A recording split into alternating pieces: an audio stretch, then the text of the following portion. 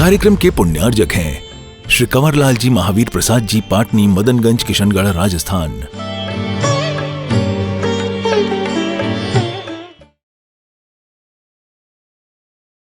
भगवान पार्श्वनाथ की यह कथा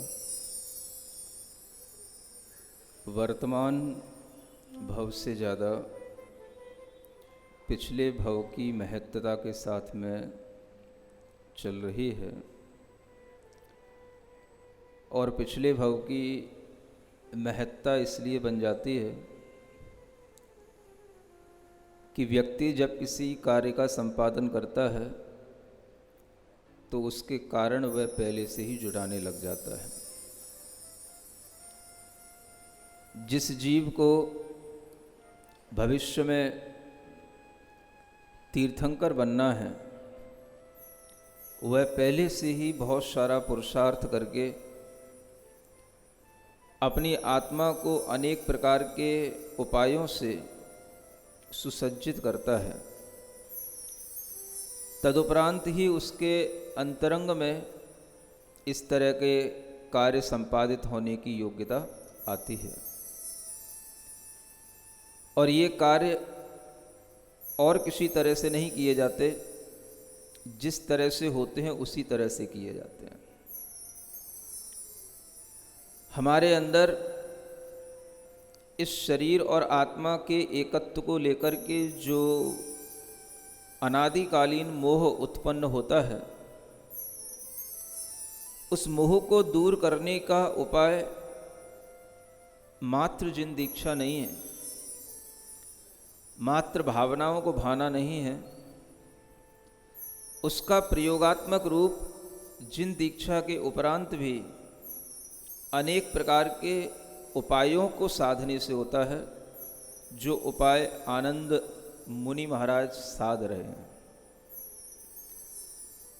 यह उपाय ही हमारे जीवन में महत्वपूर्ण होते हैं, जिनसे हमें उपेय तत्व की प्राप्ति होती है। संसार में 3 तरह की चीज़ें हमें जानना चाहिए, एक हेय, एक उपेय और एक उपाय। हेय वह होते हैं जो हमें त्यागने चाहिए, छोड़ने चाहिए, जिनसे हमें बचना चाहिए। उपेय वह होते हैं जिन्हें हमें ग्रहण करना चाहिए, जिनकी प्राप्ति का हमारे अंदर कोई उद्देश्य होना चाहिए। वो उपेय पदार्थ होते हैं, उपेय तत्व होते हैं। और उपाय वह होते हैं जिनके माध्यम से उस उपेय की प्राप्ति की जाती है। जिन उपायों से, जिस मेथड से हम अपने उस पर्पस को सॉल्व करते हैं, वो उपाय कहलाता है। हेय पदार्थों को छोड़ना अलग प्रक्रिया है। उपेय का लक्ष्य बनाना ये भी एक अलग प्रक्रिया है, और उपाय को करते हुए आगे बढ़ना ये एक अलग प्रक्रिया है। आनंद मुनिराज ने हेय को 12 भावनाओं का चिंतन करते करते त्याग दिया, छोड़ दिया। जो छोड़ने योग्य है उसको उन्होंने छोड़ दिया, ग्रहण करने योग्य है उसको ग्रहण भी कर लिया, और जो उनके लिए उपेय है उसकी तरफ उनकी पूर्ण दृष्टि है। मुझे इस शरीर से अपनी आत्मा को मुक्त करना है, ये उपेय है। इस शरीर से अपनी आत्मा को भिन्न महसूस करना है। आत्मा शरीर में रहते हुए भी शरीर से मोह न करे, यह करने के लिए जो मेथड अपनाया जाता है उसे उपाय कहते हैं। मुनि महाराज होने के उपरांत भी हे तत्व छूट जाता है, उपेय की तरफ दृष्टि होती है, और उस उपेय की प्राप्ति के लिए जो साधन अपनाए जाते हैं वो सभी साधन उपाय कहलाते हैं, और इन्हीं साधनों से मुनि महाराज अपना जीवन आगे बढ़ाते हैं। वो साधन क्या हैं? उपाय, कौन से उपायों से हम उस उपेय की प्राप्ति करें। वह उपाय अनेक तरह के होते हैं और उन अनेक उपायों से वह आत्मा का शरीर से जो मोह का अभाव होना है वह कार्य संपादित होता है। आत्मा को शुद्ध बनाने का जो उनके अंदर ध्येय होता है, इस उपेय तत्व की प्राप्ति अनेक उपायों से होती है। बिना कारण के कोई कार्य नहीं होता और बिना उपाय के कोई उपेय तत्व की प्राप्ति नहीं होती। जब इस तरह से कोई भी उपेय बना लिया जाता है जिसे हमें प्राप्त करना है, तो उसकी प्राप्ति से पहले मन को विशुद्ध बनाया जाता है। हमारा उद्देश्य पहले सही बन जाए। कई बार ऐसा हो जाता है कि लोग उपाय जल्दी कर लेते हैं, उपेय की तरफ दृष्टि, परमार्थ की तरफ दृष्टि शायद नहीं हो पाती और मन शुद्ध नहीं हो पाता।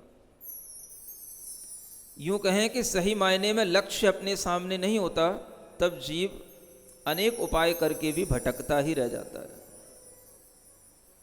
उपाय तो तब किए जाते हैं जब हमारे सामने हमारा लक्ष्य हो, और उस लक्ष्य के लिए मन को उस लक्ष्य के प्रति समर्पित कर देना। मन अगर लक्ष्य के प्रति समर्पित नहीं होगा तो वह तरह तरह की मन में विसंगतियां उत्पन्न करेगा और मन के अंदर तरह तरह की शल्य उत्पन्न होंगी। शल्य जानते हो?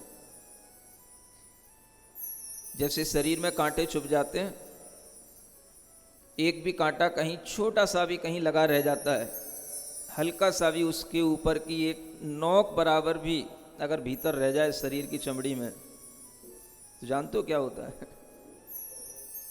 अगर समय पर निकल जाएगा तो ठीक रहेगा, और नहीं निकलेगा तो वह वहाँ पर कुछ ना कुछ दर्द पैदा कर देगा, घाव पैदा कर देगा, और वह आपको बहुत लंबे समय तक पीड़ा देने का कारण बन जाएगा।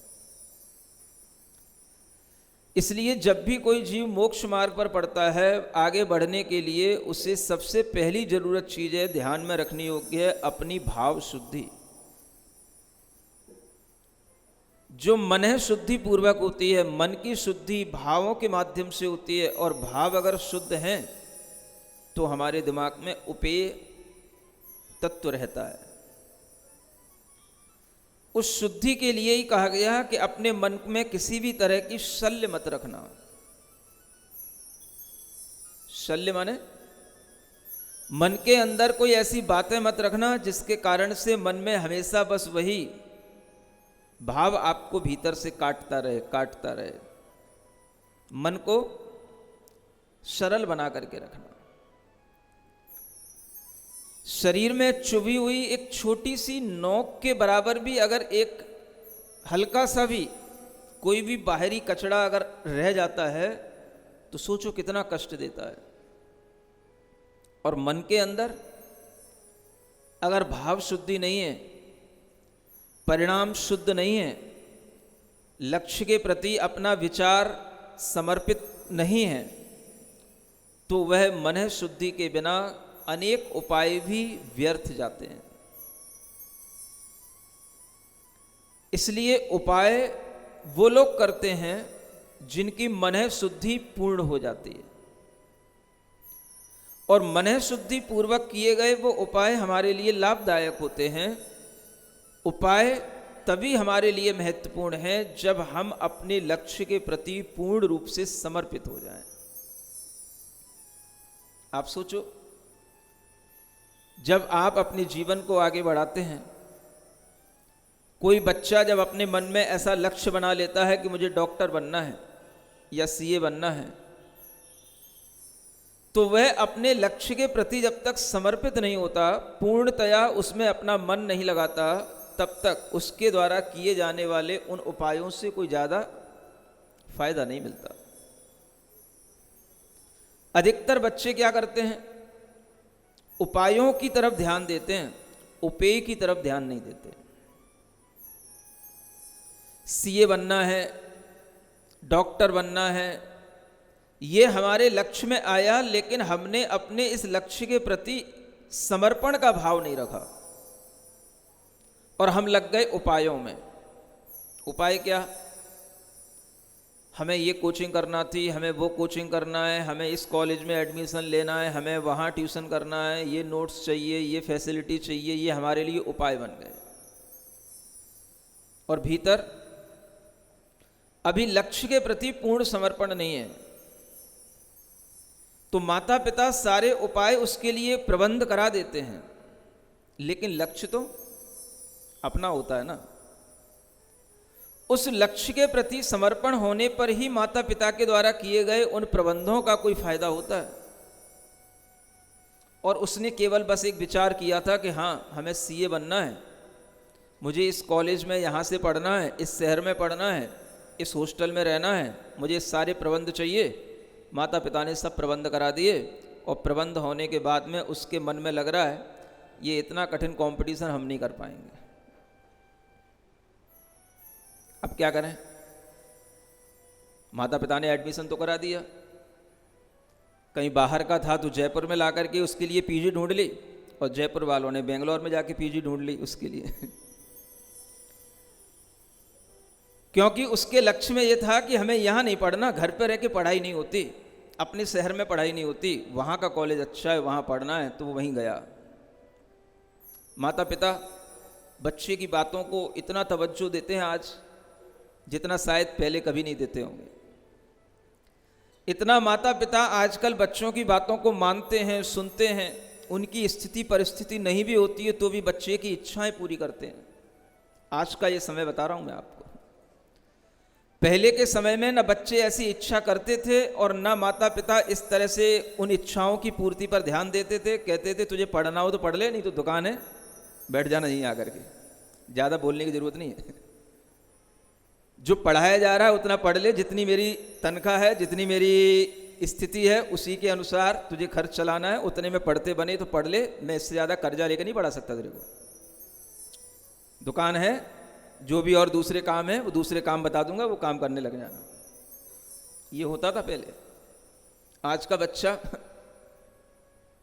थोड़ा सा 9वीं कक्षा में आते ही पहले से सोचना है आगे कैरियर क्या बनाना है, और उसकी पढ़ाई 9वीं कक्षा से शुरू हो रही है। पहले तो 12वीं तक भी पता नहीं रहता था कि क्या पढ़ना है, क्या बनना है। ग्रेजुएशन होने के बाद ही कुछ सोचा जाता था कि आगे क्या करना है। अब 9वीं कक्षा से बच्चे की अब प्रेशर माता पिता के ऊपर, और माता पिता इस चिंता में कि अब इसके लिए अच्छी अच्छी अगर पढ़ाई कराना है और कहीं इसके लिए अच्छे नंबर आ गए तो इसका दिमाग और ज़्यादा चढ़ जाता है, तो इसको और अच्छे कॉलेज चाहिए और अच्छी फीस चाहिए।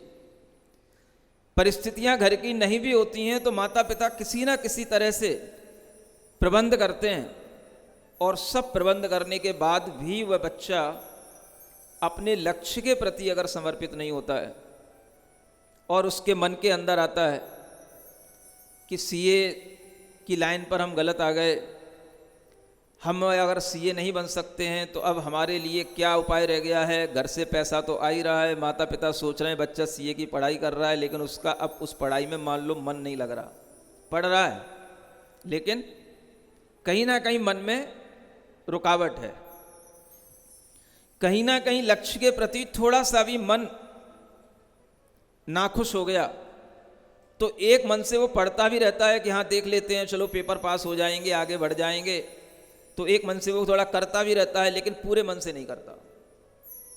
जब तक पूरे मन से नहीं करेगा तब तक उसके सामने कोई रिजल्ट नहीं आएगा।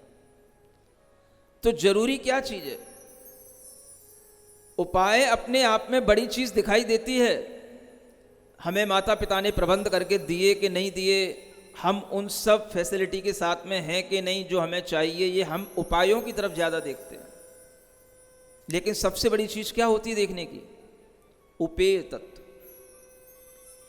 उपाय अगर एक बार को कम भी होंगे तो काम चल जाता है, लेकिन उपेय के प्रति समर्पण पूरा होना चाहिए, तभी हमारे लिए छोटे छोटे उपाय भी बड़े बड़े उपेय की प्राप्ति कराने में कारण बन जाते हैं।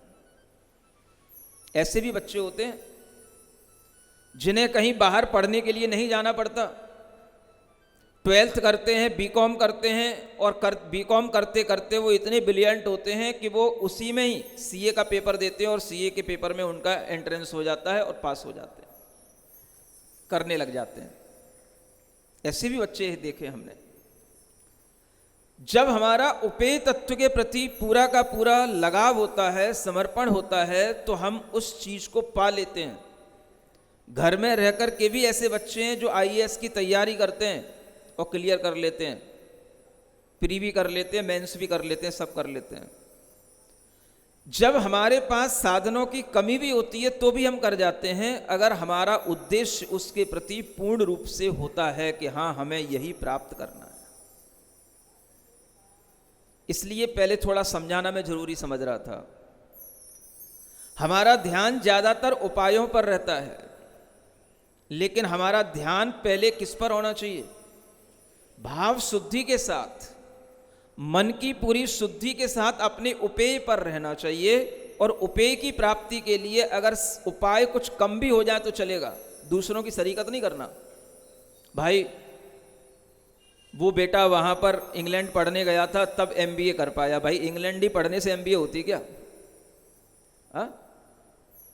अब जिसको इंग्लैंड पढ़ाने की क्षमता है एमबीए कराने के लिए, वो एमबीए इंग्लैंड से कराएगा। जिसको क्षमता नहीं है तो क्या यहां पर इंडिया में रह करके लोग एमबीए नहीं करते क्या?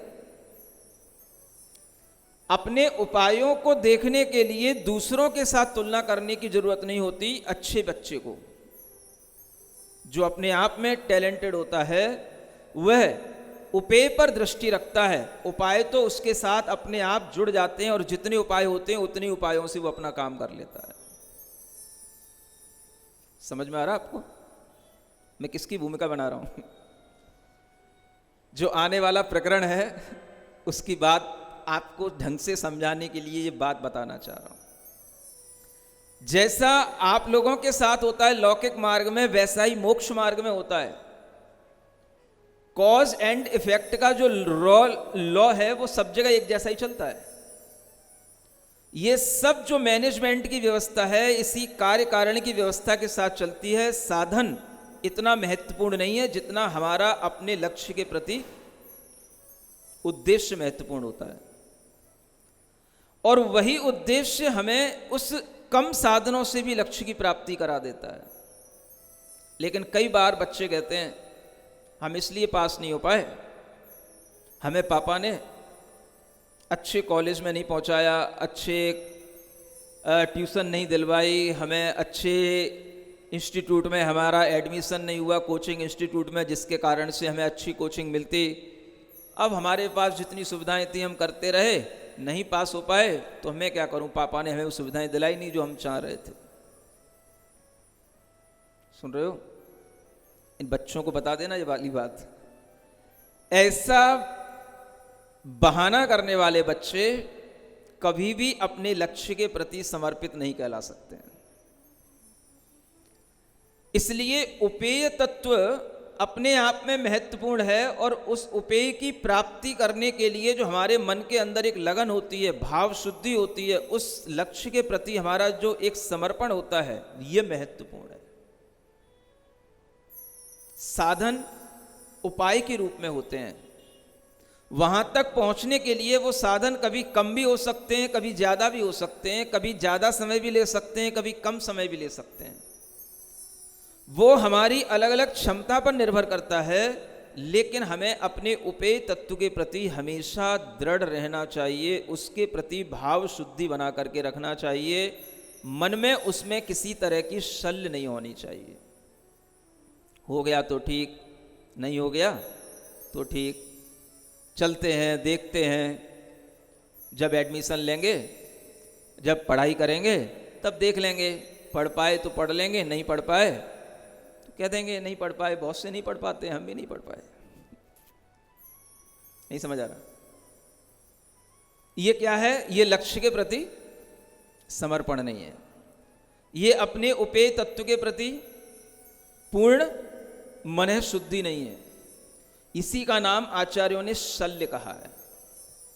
जब शल्य होती है तो हम मन में कुछ रखते हैं और बाहर से कुछ करते रहते हैं, वो वैसे ही होता है जैसे किसी बच्चे के साथ कोई किताब रख दी जाए, बेटा इसको पढ़, वो पढ़ रहा है, देख रहा है, किताब तो उसके सामने है लेकिन उसका मन कहीं और दूसरी किताब में लगा हुआ है।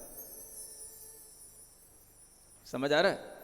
हाँ, तो ये जो भीतरी चीज है शल्य, इसको पहले छोड़ना होता है। इसी से आती है भाव शुद्धि। जब ये होने लग जाता है तब उसके लिए कोई भी उपाय बताए जाएं, वो उपाय कारगर सिद्ध होते हैं। राजा आनंद भी यही कर रहे हैं। 12 भावना भा करके क्या किया जाता है? मन की शुद्धि कर ली जाती है। लक्ष्य कुछ और नहीं है। अब अपने उद्देश्य के प्रति हम पूरा एकाकार हो रहे हैं। मन में कोई और योजना नहीं बना रहे हैं, मन में कोई और विचार नहीं रख रहे हैं। अभी देख लेते हैं, अभी थोड़े दिन ऐसे ही चलने देते हैं, फिर बाद में देखेंगे, मन होगा तो पूरा करेंगे, नहीं होगा अपने घर पे आ जाएंगे। कभी कभी पापा भी कह देते हैं, देख ले बेटा, मन लगे तो ठीक है, नहीं है तो घर तो है ही है तेरा, आ जाना फिर घर पे। क्योंकि पापा भी ऐसा तो नहीं कर सकते कि अगर तू नहीं कर पाया तो फिर घर पे लौट के मत आना। ऐसे पापा तो आजकल मिलते ही कहाँ हैं? नहीं समझ आ रहा? पहले होते थे ऐसे ही पापा। पहले पापा कहते थे, बेटा देख मेरी बात मान ले, अगर मुझे तेरी बात माननी पड़ रही है तो फिर एक बात ध्यान रखना है, फिर पूरा करके ही आना जिस उद्देश्य से जा रहा है, नहीं तो फिर घर में नहीं आना। ऐसा बोलते थे सीधे सीधे।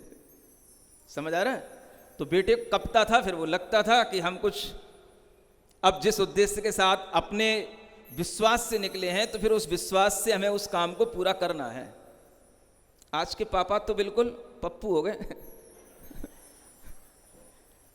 पप्पू से ज्यादा पापा को पप्पू बनना पड़ता है। बच्चे ने कुछ मुंह से एक बात निकाली नहीं तो पापा को ऐसा लगता है कि अगर इसकी बात नहीं मानी तो मेरी पेरेंटिंग में कोई कमी हो जाएगी, और कहीं कुछ बाय द वे कहीं कुछ उसने कुछ केस कर लिया, कहीं कुछ हो गया तो सारा का सारा जुर्म आरोप पापा के ऊपर आएगा। इतने डरे हुए हैं आज के पापा। पूछ लो अच्छे पापाओं से। अब जो खुद पापा के पापा बन गए वो क्या बताएंगे। आजकल के समय में पापा बनना अपने आप में एक बहुत बड़ी दिक्कत अपने सामने खड़ी करना है, लेकिन उसके बिना रहा नहीं जाता, समाज रहने नहीं देगी। पापा बनना पड़ेगा, और पापा बनने के बाद में बेटा तुम्हें फिर पप्पू बनना पड़ेगा। वो पप्पू नहीं कहलाएगा, पप्पू तुम्हें बनना पड़ेगा, वो तुम्हें पप्पू बना के रखेगा वो। आजकल ऐसा हो गया, पापा को उस पप्पू की बात इतनी माननी पड़ती है, इतनी माननी पड़ती है कि कभी कभी तो पापा को देख करके मुझे लगता है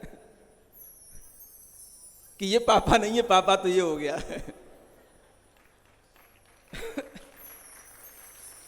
अब मैं तो सब देखता ही रहता हूं, पहले के भी पापाओं को देखा है और आजकल के भी पापाओं को देखता रहता हूं।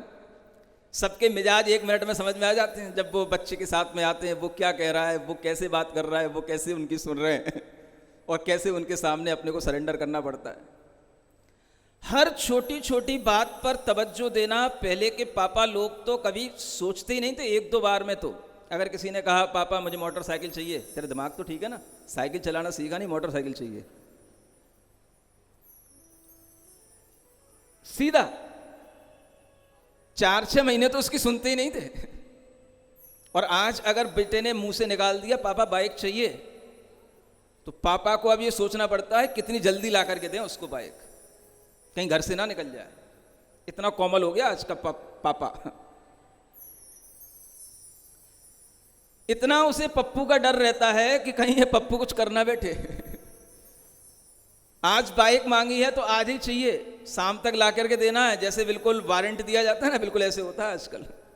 हाँ, पूछ लो कितने ही पापाओं से। गलत कह रहे हो तो बता देना।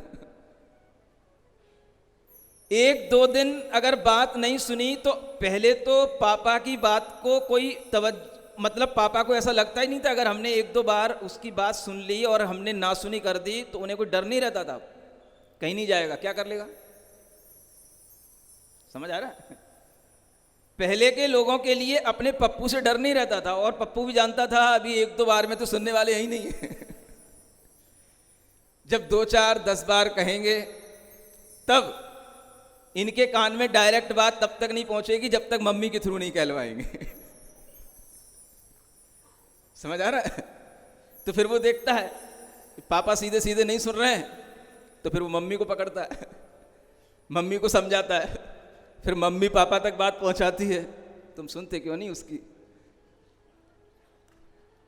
बहुत दिनों से कह रहा है उसकी जरूरत है। तो मम्मी फिर कन्विंस करती है, तब जाकर के पापा को लगता है कि हाँ सोचते हैं, देखते हैं, 2 महीने बाद बताएंगे, 2 महीने बाद सोचेंगे। तब मम्मी थोड़ा सा ढाढ़स देती है, बेटा हमने पापा से कह दिया है, अभी 2-4 महीने लगेंगे, थोड़ा सा शांति रख। ये पहले के पापा मम्मी की बात बता रहा हूं। आजकल अल्टीमेटम दिया जाता है, मुझे बाइक चाहिए, 2 दिन के अंदर चाहिए, नहीं मिली तो वाह। ये कैसे पप्पू हैं आजकल के, और ये कैसे पापा हो गए आजकल के। इतना अपने बच्चों से डरते हैं कि उन बच्चों की एक एक डिमांड को पूरा करने के लिए उन्हें उनकी किसी भी तरह की कोई भी और चीज़ों की डिमांड उनको अपने अंदर होती है, उसको पूरा कर पाएँ ना कर पाएँ, लेकिन अपने बच्चे की डिमांड तो पूरा करना है। ये कितना ज़माना अपने आप में बदल चुका है, और फिर भी बच्चे साथ में नहीं हैं। पहले पापा इतना डांटते थे, फिर भी बच्चा घर में लौट करके ही आता था, घर में ही रहता था, पैर छूता ही नहीं था, पैर दबाता भी था। आज तो पैर छूने की बात दूर है, गला दबाने को तैयार होता है। आज के पापा सोच रहे हैं हम अच्छी पेरेंटिंग कैसे करें, क्या सिखाएं कि अच्छी पेरेंटिंग कैसे होती है।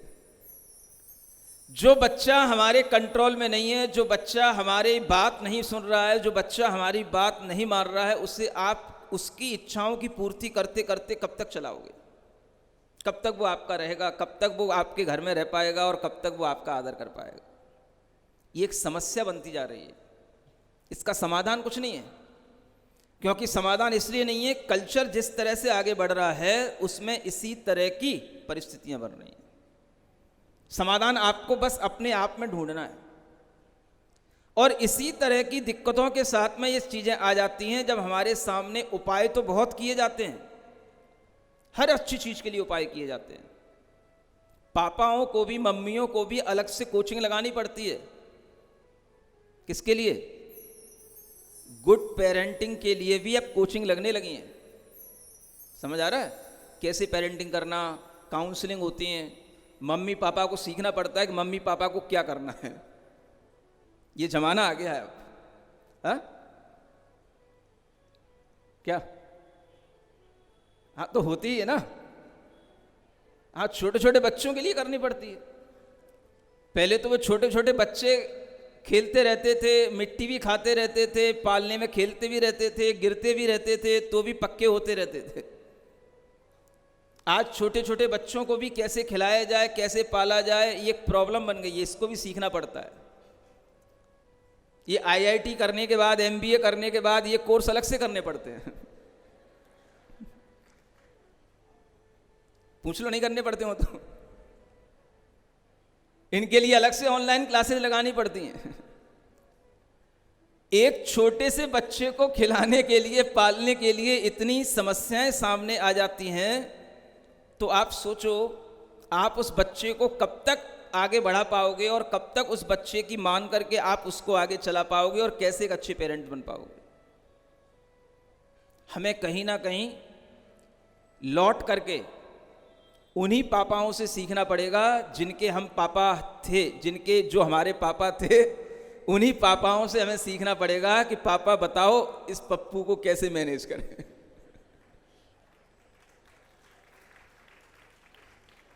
और कोई तरीका नहीं है। दुनिया में जितने भी ऑनलाइन क्लासेस लेने वाले, कोई भी तरह की काउंसलिंग करने वाले लोग हैं, वो फीस तो लेंगे बड़ी बड़ी, लेकिन आखिरी में आपको अपने पापा से ही सीखना पड़ेगा। पापा बताओ आपने हमको क्या सिखाया, हमको कैसे मैनेज किया, और हम इसको कैसे मैनेज करें। ये बात बच्चों को कहीं ना कहीं देर सवेर समझ में आएगी, और ये तभी समझ में आती है जब हम इस तरह की समस्याओं में पड़ जाते हैं। और समस्याएं क्यों बढ़ जाती हैं? क्योंकि हमारे अंदर अपने लक्ष्य के प्रति पूर्ण रूप से समर्पण नहीं होता। हम सिर्फ उपायों पर ध्यान देते हैं। उपाय हमें अच्छा बनाते हैं, लेकिन किसके लिए? जिनके अंदर कोई शल्य ना हो। वो तरह तरह के उपाय से अपने उस मेथड में, अपने उस कार्य में एक परफेक्शन लाते हैं, और उसके माध्यम से फिर वह कार्य जब उनका अच्छा अच्छा होता चला जाता है तो उपाय भी उनके सामने नए नए अच्छे अच्छे आते चले जाते हैं। सुन रहे हो? ध्यान किस पर देना है? उपेय पर। 12 भावना से आनंद राजा ने क्या किया? मन को समर्पित कर लिया। हमें और कुछ उद्देश्य नहीं है, कोई शल्य नहीं है, ना अब आगामी भोगों की कोई आकांक्षा है, ना मैं किसी ख्याति पूजा लाभ से कुछ कर रहा हूं, ना मैं देर सवेर कुछ नया अलसी छोड़ करके करने वाला हूं। मेरे अंदर कोई मिथ्या शल्य नहीं है। मैं जो कुछ भी कर रहा हूं पूर्ण समर्पण के साथ कर रहा हूं, और जीवन भर इसी समर्पण के साथ ऐसा आगे करता रहूंगा। ये 12 भावनाएं पिछले 4-5 दिनों में जो आपने सीखी, उससे वह शुद्धि हुई, और उसके बाद भावना भाते भाते उनका मन इतना, हृदय इतना कोमल हो गया कि उन्हें किसी भी बाहरी चीज़ों से कोई मोह नहीं रह गया, ममता नहीं रह गई। निर्ग्रंथ मुनि दीक्षा को धारण कर लिया, और उस दीक्षा को धारण करने के बाद में अब वो क्या कर रहे हैं? उपाय को ढूंढ रहे हैं। सुन रहे हो? मैं इसलिए कह रहा था कि आप उपायों में पहले मत लग जाना। पहले क्या कर लेना? पहले उपेय के प्रति दृष्टि रख लेना, फिर उपायों की बात करेंगे तो ज़्यादा अच्छी लगेगी। तो यही उपाय होते हैं, जो उपाय अब हम आगे पढ़ रहे हैं। उन उपायों के माध्यम से उस उपेय की प्राप्ति और आसानी से होती है। बस हमारा उस उपेय के प्रति समर्पण होना चाहिए। और अगर उपेय को प्राप्त करने में हम बिल्कुल निशल्य हैं, कोई हमारे अंदर शल्य नहीं है, तो ये उपाय हमें अपने उपेय के पास बहुत जल्दी पहुंचा देते हैं। ऐसे ये उपाय हैं। सुन रहे हो? मंगल भवन अमंगल हारी, पारसनाथ जगत हितकारी। सुख संपत सब ही घर आवे, जो विजन पारस गुण गावे। पेज नंबर 60 पर 89 नंबर के श्लोक चंद से शुरू कर रहे हैं। दुधर तप 12 विध करे, दुविध संग ममता परिहर। तिनके नाम कहूँ कछुधार, जिन शासन जिनको विस्तार। प्रथम महातप अनसन नाम, दूजो ऊनोदर गुड़ धाम। तीजो है व्रत परिसंख्यान, रस परित्याग चतुर्थम मान। पंचम विंसनासन सार, काय कलेश छठो अधिकार। यह षट विध बाहज तप जान, अब अंतर तप सुनो सुजान। पहले प्राचित विनय, द्वितीय वैयाव्रत, तीजो गणलीय। चौथो अंतरंग सिझाय, पंचम तप व्युत्सर्ग बताय। षष्ठम ध्यान हरै सब खेद, ये अंतर तप के सब भेद। अब इनको संक्षेप स्वरूप, सुनो संत तज भाव विरूप। ये उपाय हैं कितने? 6 बाहर से किए जाने वाले उपाय हैं, और 6 भीतर से किए जाने वाले उपाय। इन्हें तप कहा गया है। 6 बहिरंग तप हैं और 6 अंतरंग तप हैं। ये तप उपाय हैं, और इन उपायों के माध्यम से उस उपेय को प्राप्त किया जाता है। जल्दी प्राप्त करना होता है तो फिर बड़ा बड़ा ये उपाय करना होता है, शक्ति के अनुसार करना होता है। और इस तरह के उपायों में अगर बहिरंग तप के रूप में 6 उपाय हैं, तो उनके नाम भी आपको अभी संक्षेप से केवल नाम बताए हैं। पहले नाम तो सुन लो। करना क्या है, पहले नाम तो पता पड़े। तो पहला नाम क्या है? अनशन तप। बाहरी तपों में पहला तप कौन सा? अनशन। दूसरा ऊनोदर। आज के लोगों के नाम भी नहीं आते होंगे, पहले नाम पढ़ लो फिर थोड़ी डिटेल करेंगे। पहला होता है अनशन, जिसे आप लोग कहते हो वास। वास क्या बोलते हो? उपवास भी नहीं बोलते हो आप लोग, क्या बोलते हो? वास। यहाँ सब वास करते हैं बस। उसी वास को यहाँ क्या कहते हैं? अनशन। दूसरा होता है ऊनोदर। तीसरा कहलाता है व्रत परिसंख्यान। क्या बोलते हैं? याद तो कर लो, 4-6 शब्द जैन दर्शन के, ये जैन दर्शन में ही मिलेंगे। चौथा है रस परित्याग। बोलो, यही क्लास में ऐसे सिखाया जाता है। अभी के अभी याद कर लोगे तो कर लोगे, अपनी तो यही कोचिंग है, यही क्लास है। बाद में तो कोचिंग लेने हमारे पास आते नहीं हो कोई। पांचवा है भिन्न शय्यासन। लिखा है, इसको कहते हैं विविक्त शय्यासन। क्या बोलते हैं? शय्यासन, है ना। डिटेल थोड़ी सी बाद में बताएंगे। और छठवां होता है काय क्लेश। कौन सा? काय क्लेश नहीं, जिसके बारे में एक बार बताया था हमने। कौन सा? काय क्लेश। ये 6 बाहरी तप होते हैं। नाम याद हो गए? फिर से एक बार सुना दो मुझे। अनशन, ऊनोदर, व्रत परिसंख्यान, रस परित्याग, विविक्त शय्यासन और काय क्लेश। ठीक है, ये 6 बाहरी तपों के नाम हैं। और 6 भीतर के तप होते हैं। होते सब उसी उपेय की प्राप्ति के लिए ही होते हैं, चाहे बाहर के हों चाहे भीतर के हों। लेकिन इनमें बाहरी पुरुषार्थ ज्यादा दिखता है, उनमें भीतरी पुरुषार्थ ज्यादा दिखता है। विनय, पहले प्रायश्चित। प्रायश्चित लिखा है, इसका नाम क्या है? प्रायश्चित।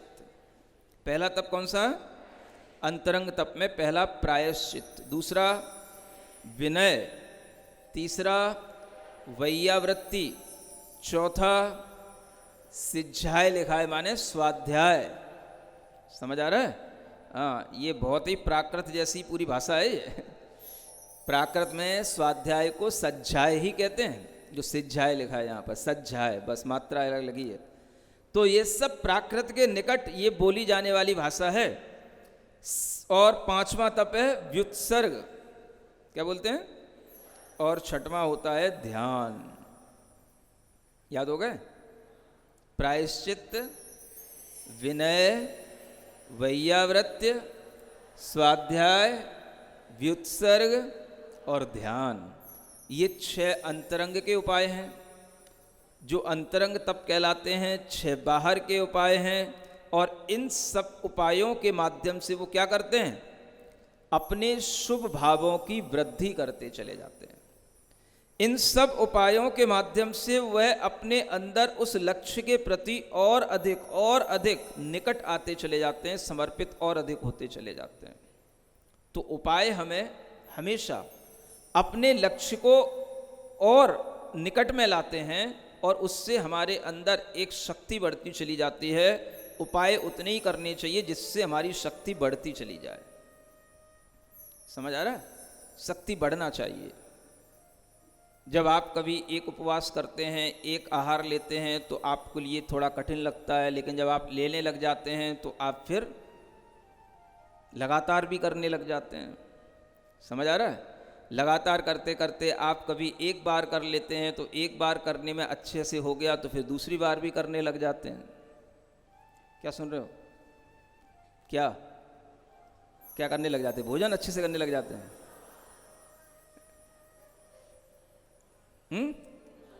वास वास। हाँ, तो पहले तो साल में एक बार करते हैं, लेकिन अगर साल में कहीं एक उपवास, एक आहार कभी ऐसा हो जाए, या साल में 2-4 बार 2-4 उपवास हो जाएं, तो धीरे धीरे जो शक्ति बढ़ती चली जाती है, उसी से वास अच्छा होने लग जाता है। समझ आ रहा है? देखो, शरीर सबका एक जैसा ही होता है, बस उसको ढालना होता है। और इस तरह से अपना मन अगर बन जाता है, तो ऐसे ऐसे भी लोग होते हैं जो हर अष्टानिकाओं में 16 कारण पर्वों में इस तरह से अनेक उपवास आदि करते चले जाते हैं। समझ आ रहा है? ये बैठे हैं दादाजी, देख रहे हो? खाए पिए दिख रहे हैं कि उपासे दिख रहे हैं? हैं? कैसे दिख रहे हैं बोलो तो? खाए पिए दिख रहे हैं? अगर खाए पिए भी दिख रहे हैं तो ये भी उनकी अंतरंग शक्ति का ही परिणाम है कि बिना खाए भी जो खाए पिए जैसे दिखे, माने उनके अंदर वह अंतरंग शक्ति धीरे धीरे कैसी बढ़ गई, क्या करने लग गए। पहले एक आध बार अष्टानिक किए थे, फिर दूसरी बार अष्टानिक किए, फिर ऐसे अष्टानिक करते करते अब तो 16 कारण करने का भी मन बन गया। तो 16 उपवास 16 आहार, एक उपवास एक आहार, एक उपवास एक आहार, 16 कारण चल रहे हैं। समझ में आ रहा है? अब आप कहते हो बुढ़ापे में कुछ होता नहीं है, करते तो कुछ होता नहीं है, हैं? तो सब तरह के उदाहरण हैं। बुढ़ापे में करना हो तो इधर देख लो, इधर भी देख सकते हो, इधर भी देख सकते हो दादू महाराज को, और जवानी में करना हो तो इन लोगों को देख लो। कुछ करो तो बहाने बनाते रहते हो। बुढ़ापे में भी सब कुछ होता है, जवानी में भी सब कुछ होता है। जैसे करना होता है वो सब कर लेता है, और जैसे करना नहीं होता है वो केवल पापा आपने अच्छी कोचिंग नहीं दिलाई इसलिए नहीं पढ़ पाए, वो ऐसे बहाने बनाता है। तो हमें हमेशा साधनों पर ही दृष्टि रहती है, और हम हमेशा किसी ना किसी बहाने में अपने लक्ष्य के प्रति समर्पित नहीं होते। अगर हम अपने अंदर से बहानेबाजियां दूर करें तो हम छोटे छोटे व्रतों के संयम के माध्यम से आगे बढ़ सकते हैं। कल आपको हमने एक अच्छी चीज़ बताई थी, शायद आपने वो विचार फिर आगे किया होगा कि नहीं होगा? बहुत कम लोग हमारे पास आए थे। आप लोग अगर अच्छे ढंग से इस तरह के विचारों को आगे बढ़ाएंगे तो आपकी आत्मशक्ति बढ़ती चली जाएगी।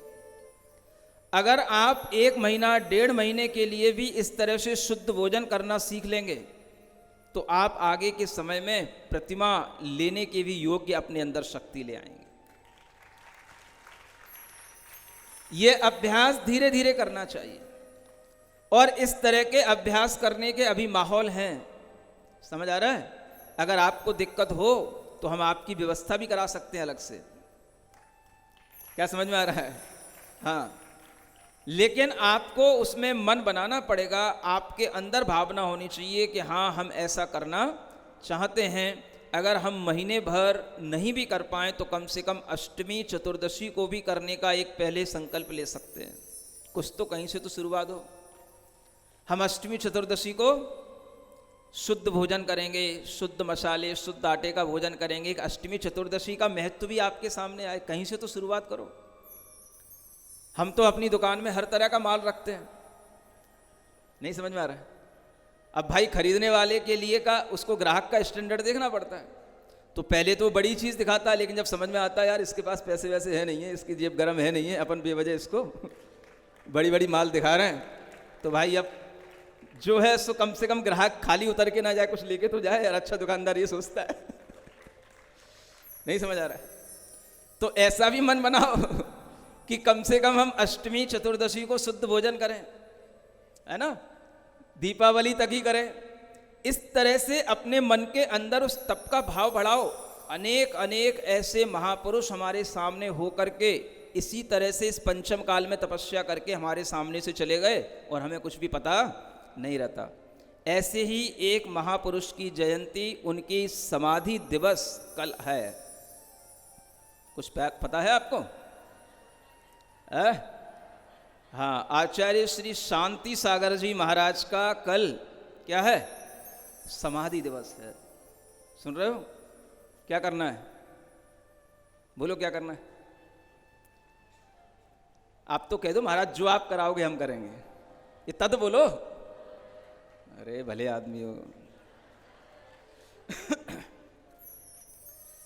भगवान पार्श्वनाथ की कथा तो चली रही है, उनके पूर्व भवों की कथा चल रही है, और जैसे पूर्व भव में आनंद राजा करते हैं ऐसे ही वर्तमान में अनेक आचार्य इसी तरह की बड़ी बड़ी तपस्याएं करके स्वर्ग पधारे हैं। समझ आ रहा है? हम ऐसे भी आचार्यों का थोड़ा सा स्मरण करें, उनके भी गुणगान से हम अपने अंदर शक्ति लाएं,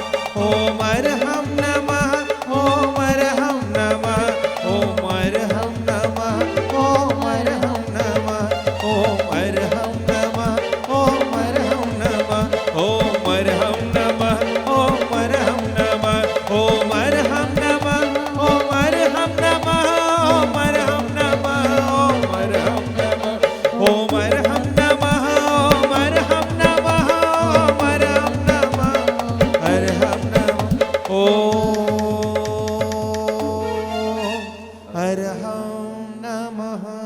इस कार्यक्रम के पुण्यार्जक थे श्री कंवरलाल जी महावीर प्रसाद जी, पाटनी, मदनगंज, किशनगढ़, राजस्थान।